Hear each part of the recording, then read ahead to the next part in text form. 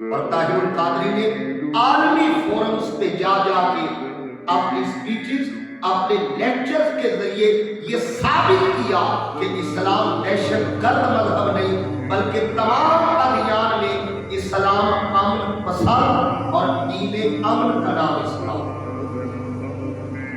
یہ طاہر القادری کا بہت بڑا کارنامہ تھا اور اس موقع پر انہوں نے دہشت گردی کے خلاف 600 صفحات کا فتویٰ دیا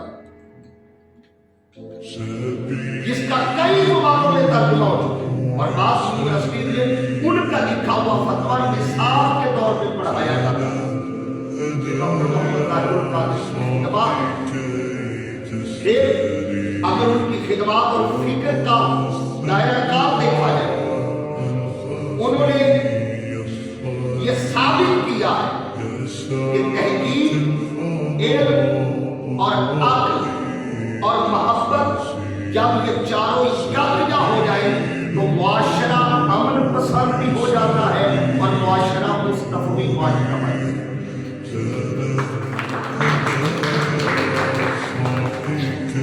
ان کا کارنامہ یہ ہے انہوں نے انسان کے اندر اور مسلم جوانوں کے اندر شدت پسندی کو کم کیا، انتہا پسندی کا خاتمہ کیا۔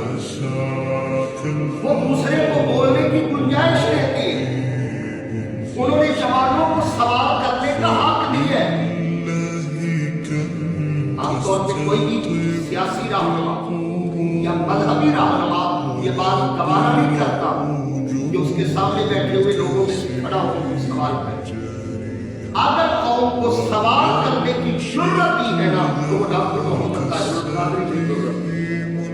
سوال کرے اور پھر اس سوال کا جواب پوری تحقیق اور دلیل کے ساتھ۔ اس کے علاوہ جو بہت بڑا کارنامہ ڈاکٹر محمد طاہر القادری، انہوں نے دین کو بوجھ نہیں بلکہ رحمت بنا کے پیش کیا اور یہ ثابت کیا ہے کہ اسلام محض چند رسومات کا نام نہیں بلکہ مکمل ضابطۂ حیات کا نام ہے۔ انہوں نے قدیم اور جدید کو جوڑ کر امت کے سامنے پیش کیا اور ان کی اگر تصانیف کی اس وقت وہ 1200 کتاب لکھ چکی ہے۔ کتنی؟ 1200 کتاب لکھ چکی ہے اور ان کی کتابیں صرف اور صرف مسجد اور مصلی سے نہیں جڑی بلکہ انسان کی جتنی ضروریات ہیں وہ سیاسی ہو، سماجی ہو، معاشرتی ہو، معاشی ہو، اقتصادی ہو، جتنے علوم ہیں ہر ضرورت اور ہر پہلو پر ڈاکٹر محمد طاہر القادری کا قلم حرکت کرتا ہوا نظر آتا ہے۔